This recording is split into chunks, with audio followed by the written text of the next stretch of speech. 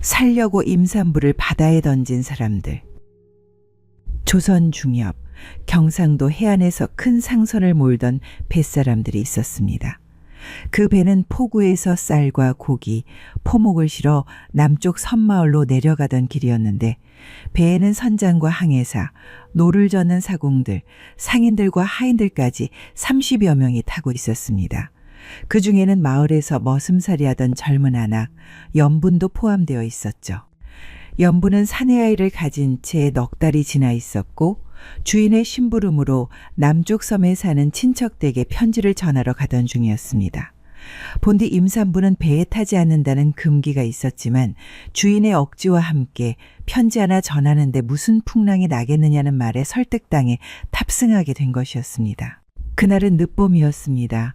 바다는 잔잔했고 갯벌에는 갈매기떼가 날아다니며 평화로운 분위기를 풍겼습니다. 아침에는 구름 한 점 없는 하늘 위에 걸려 있었기에 항해는 순조로웠죠. 잔잔한 파도에 행수는 기분 좋게 웃었고 백군들도 돛을 올리며 노래를 흥얼거렸습니다. 그러나 반나절이 지난 후 갑자기 하늘이 어두워지기 시작했습니다. 멀리서부터 검은 구름이 몰려왔고 그 아래로 바람이 요란하게 물결을 두드렸는데 바다의 색이 옅은 남청에서 잿빛으로 바뀌는 데는 오랜 시간이 걸리지 않았습니다. 마치 누군가 물감을 푼 듯 빠르게 검은 물결이 몰려왔죠. 행수나리, 북서바람이 사납게 이는데 어찌할까요?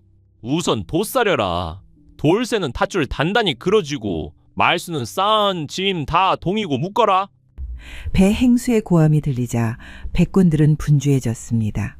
백군들은 물에 젖은 손으로 밧줄을 움켜쥐었고 상인들은 짐칸을 열고 쌀자루 위로 천을 덮었습니다. 연분은 밖으로 보이는 물결을 바라보며 점점 불안해했습니다. 거기다 아이가 뱃속에서 불편한 듯 요동쳤고 진통 아닌 진통이 시작되었습니다.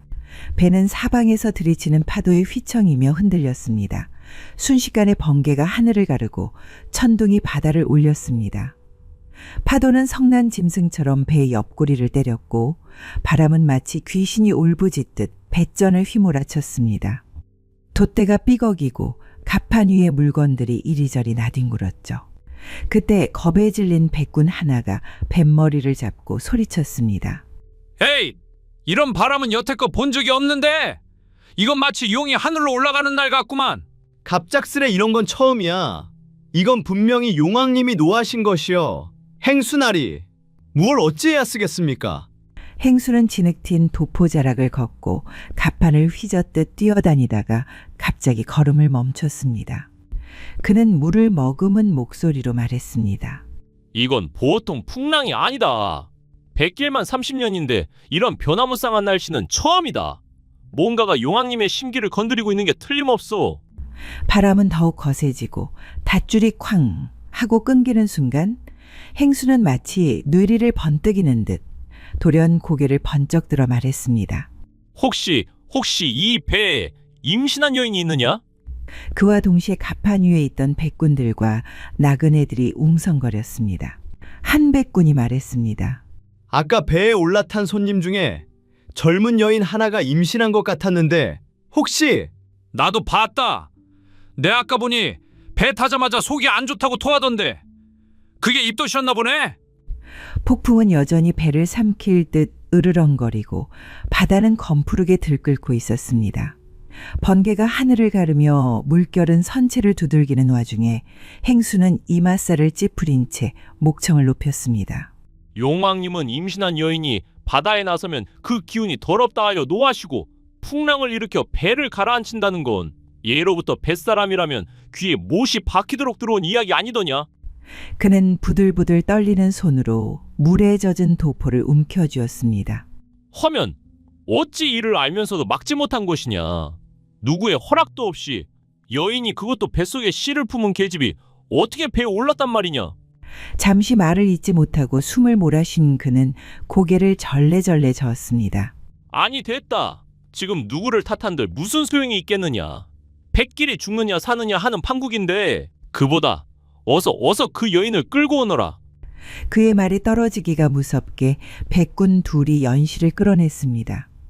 그녀는 바람에 젖은 머리칼을 이리저리 흩날리며 겨우 제 발로 걸어 나왔는데 앞서픈 축 늘어져 있었고 옷 아래로 또렷이 드러난 불룩한 배는 모든 것을 말해주고 있었습니다. 행수나리 데려왔습니다. 인연이 분명 아이를 뵌 게 분명합니다. 배가 이만하니 거짓일 수 없습니다. 행수는 이를 악물며 한 걸음 다가서더니 연실을 위아래로 쏘아보았습니다.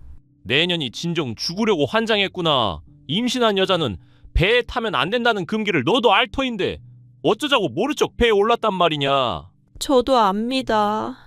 잘 아는데 주임마님께서 급히 분부하신 일이 있어서 그만. 그런 사정은 듣고 싶지 않다. 지금은 너같이 천한 것 하나 살리자고 이 배에 탄 수십 명의 목숨을 내놓을 판이야. 자, 배전까지 가거라. 그리고 스스로 물로 들어가거라. 다른 길은 없느니라. 연실은 그 말에 입술을 떨며 고개를 들었습니다. 바다에서는 여전히 울음 같은 바람이 몰아치고 어둠 속의 파도는 아득히도 높고 깊었습니다. 이 몸 하나로 용왕님의 노여움이 풀릴 수 있다면 그렇게 하겠사옵니다. 그녀는 몇 발짝을 옮기려다 문득 뒤돌아선 채 물었습니다. 제 아이는 하늘이 거두어 가시겠지요? 아무도 대답하지 않았습니다. 행수는 고개를 돌렸고 백군들은 땅만 내려다봤습니다. 잠시 후 연실은 스스로 선체 끝으로 다가갔습니다. 그녀의 젖은 치마 끝이 푸른 바닷물에 스며들고 바다 저편으로 번개가 하늘을 찢었습니다. 하늘이시여, 용왕님이시여, 제 죄가 크다 한들 어머니 죄 아닙니까? 제 아이는, 그 아이는 무슨 죄가 있사옵니까? 그녀는 두 손으로 배를 움켜쥐고 마침내 무릎을 꿇었습니다. 죽기 싫사옵니다. 저 살고 싶사옵니다. 이 아이, 제 아이만은 살리고 싶사옵니다. 제발 한 번만 다시 생각해 주시옵소서. 그 모습을 보던 행수는 눈을 치켜뜨며 냉정히 내뱉었습니다. 연병, 여인의 눈물 한 방울로 바다가 잦아든다면 바닷길에 무덤 난이는 왜 그리 많았겠느냐. 파도가 더욱 거세져 뒤집어지기 전에 어서 빨리 뛰어내려라. 그럼에도 연실이 주저앉아 울기만 하자 그가 손을 번쩍 들었습니다. 그러자 백군 몇이 연실의 양팔을 들어 바다에 던지려 다가갔습니다. 그때 갑판 한쪽에서 한 선비가 나서서 말했습니다. 멈추시오. 모두가 놀란 눈으로 바라보는 가운데 선비는 한 발 앞으로 나아갔습니다.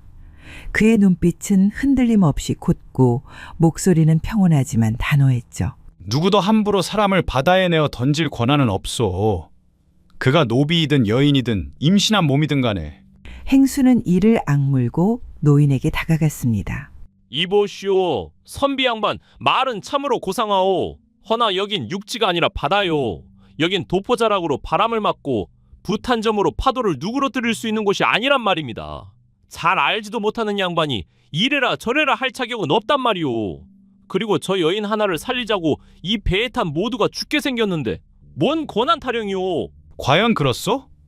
여인이 임신한 것이 바다를 더럽힌다? 그것이 무슨 근거요?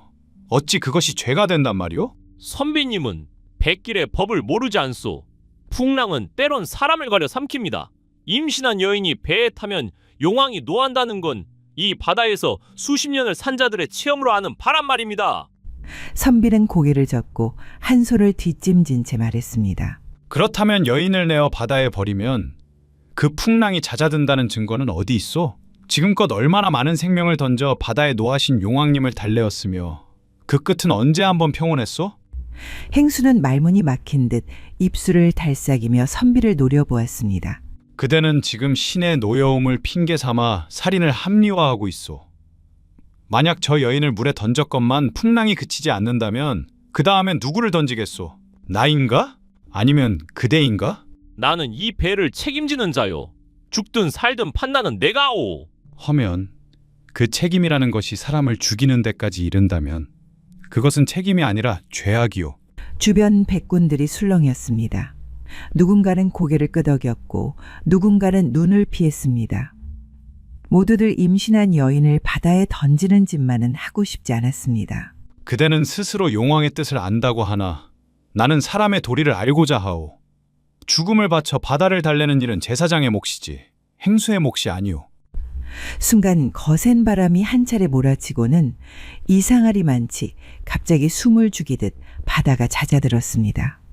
행수는 멈칫하며 하늘을 올려다보았는데 검은 구름이 조금씩 흩어지고 있었습니다. 설마 임신한 여인을 살려뒀는데도 풍랑이 잠잠해지다니. 선비는 조용히 등을 돌려 연실 앞에 선 다음 그녀의 어깨 위에 손을 가볍게 얹었습니다. 무서웠겠구나. 이제 그만 뱃머리에서 물러나도 된다. 너와 내 아이의 목숨을 앗아가지 않고도 사람들은 살아남았으니 말이야. 나으리, 어찌 이 하잘것없는 계집종을 위하여 그토록 몸을 던지시옵니까? 그녀는 말을 잇지 못하고 숨죽여 울었습니다. 그녀의 어깨는 쉴 새 없이 흔들렸고 눈물과 바닷물이 뒤섞여 도포자락을 적셨습니다. 살고 싶었습니다. 그렇지만 감히 말할 수도 없었사옵니다. 저 때문에 배가 뒤집혀 모두가 죽는 것보다는 제 누추한 목숨으로 다른 사람들을 살리는 것이 우선이라 생각했기에 그랬사옵니다. 선비는 천천히 고개를 들며 연실을 바라보았습니다. 그녀는 무릎을 꿇은 채 젖은 손으로 자신의 배를 감싸쥐고 있었는데 얇은 저고리 아래 불룩하게 올라온 배가 미동 없이 흔들렸습니다. 그 모습을 본 선비는 고요한 음성으로 말을 이었습니다. 사람의 귀천이란 것을 과연 누가 정하는지 아느냐? 순간 바닷바람이 조용히 옷자락을 스치고 지나갔습니다. 선비는 눈을 내리감으며 천천히 말을 이었습니다. 그건 바로 하늘이다. 하늘이 정하는 것이지. 사람은 태어날 때 옷을 입고 태어나는 것이 아니다. 누구도 어머니의 뱃속부터 종이 아니오. 누구도 그 안에서 금줄 두르고 태어나는 대감이 아니니라. 허나 지금은 사람들 스스로 귀천을 정하고 그에 따라 차별하고 업신여기며 목숨의 값마저 따지는 세상이 되었다. 이 얼마나 어그러진 일인가. 방금도 그러하지 않았느냐? 임신한 여인을 바다에 빠뜨리려 하지 않았느냐 말이다. 하늘이 생명을 내었거늘 그 생명을 누구든 아끼고 귀하게 여겨야 마땅하건만 이를 짓밟고 두려움에 맡겨버리는 세상이 참으로 안타깝기 그지없구나. 그 말이 배 위에 내려앉는 순간 마치 누구도 숨을 쉬지 않는 듯 고요했습니다. 백군들은 찢어진 돛 사이로 스며드는 햇살을 등지고 멈춰 섰고 배 위엔 묘한 정적이 흘렀죠. 나으리의 은혜는 이 목숨이 100번 있어도 다 갚지 못할 것입니다. 그녀의 어깨는 끊임없이 떨렸습니다. 제 자식이 장차 이 세상에 태어나거든 그날 이 은혜를 반드시 가르치겠나이다. 벼슬도 금도 이름도 아니고 그 누구라도 목숨을 귀히 여겨야 한다는 그 말씀을요. 그녀의 말끝에 어느새 조용히 고개를 떨군 백군들의 숨소리만이 잔잔한 물결 소리 사이로 들려왔습니다. 해안가 초병처럼 늘 서 있는 노인 하나가 망망한 수평선 위로 삐걱이며 다가오는 배를 보고 눈을 가늘게 떴습니다. 찢어진 돛자락과 한쪽이 뒤틀린 뱃전. 그 꼴을 보자 그는 혀를 끌끌 찼습니다. 허허, 저거 용왕님의 심기를 건드려 벌을 받은 배가 틀림없구먼. 속에 사람은커녕 녹조차 남았겠나. 그 사이 마을 사람들이 우르르 몰려왔습니다. 배가 육지에 가까워질수록 그들의 눈동자는 커져만 갔죠. 나 같으면 중간에 거북이 등에 옮겨 탔을 거요. 그것이 훨씬 살 가능성이 높을겨. 근데 저기 아무도 없는 줄 알았는데 사람 보여요. 하나, 둘, 서희, 너희. 아니, 저기 저렇게 많은 사람들이 어떻게 다들 무탈한지. 허, 저 배꼴을 봐라. 난 분명히 속은 다 물에 잠겼다 했는데 다 살아있단 말이오. 배가 육지에 닿고 젖은 몸을 이끌고 하나둘 뱃사람들이 내리기 시작했습니다. 머리에 붕대를 감은 자, 부축을 받는 자, 온몸에 소금기 가득한 자들. 하지만 모두 숨을 쉬고 있었습니다. 이건 분명 하늘이 도우신 거요. 아니라면 절대 저렇게 무사하지 못하지. 그러게 말이야. 바다는 사람의 사정을 봐주지는 않는다는데 어찌 저렇게 멀쩡히 살아 돌아왔는지 그게 궁금하네. 며칠 뒤 포구에 나갔던 상단의 사람 하나가 동네 장터에서 수군댔습니다. 그날 그 배 안에 글쎄 임신한 계집이 타고 있었대요. 뭐라고? 임산부가? 진짜로? 에이구 세상에. 그럼 다 죽었어야 맞는디. 용왕님이 노하시면 배 통째로 가라앉히는 것은 일도 아닌데 말이야. 혹 잘못 들은 것 아냐? 아닐 거야. 나도 이 귀로 똑똑히 들었는걸. 임신한 여자는 여종이었다는데 풍랑이 치자 배에서 내치자는 말까지 나왔다더라. 근데 그때 어떤 선비가 그러지 말자 하면서 막았다던데. 어찌 그런 일이 있을 수 있지? 혹 용왕님의 분노를 가라앉히고 여인을 무사하게 만든 그 선비님은 신선이 변장한 것 아니었을까? 그렇지 않고서야 절대 그럴 리 없지. 절대 그럴 수도 없고 말이야. 그날 이후 마을 사람들은 오래도록 그 이야기를 입에 올렸습니다. 바다에 나간 배가 풍랑을 만나고도 찢어진 돛을 달고도 무사히 돌아온 일을 말이죠. 하지만 무엇보다 배 안에 임신한 여인이 있었다는 사실에 모두가 놀라워했고 그녀를 살리고자 했던 선비의 용기와 말 한마디는 마치 신선이 대신 내려준 도리처럼 여겨졌습니다. 그러나 그 일이 마을의 전설이 되었다 해도 세상은 그리 쉽게 달라지지 않았습니다. 그 후에도 해마다 누군가는 아이벤 여인네는 바다에 태우지 마라 라고 말했고 또 다른 누군가는 풍랑을 만날 때마다 재수없게 혹 임산부가 타고 있는 건 아니겠지 라고 말했습니다. 그날의 선비와 연실의 이야기를 안다고는 하지만 바다 앞에서 두려움을 앞세운 사람들은 여전히 풍문과 관습을 더 믿었고 쉽사리 바뀌지 않았다고 합니다. 참 안타까운 일이죠. 이상 야담설화였습니다. 구독과 좋아요는 사랑입니다. 감사합니다.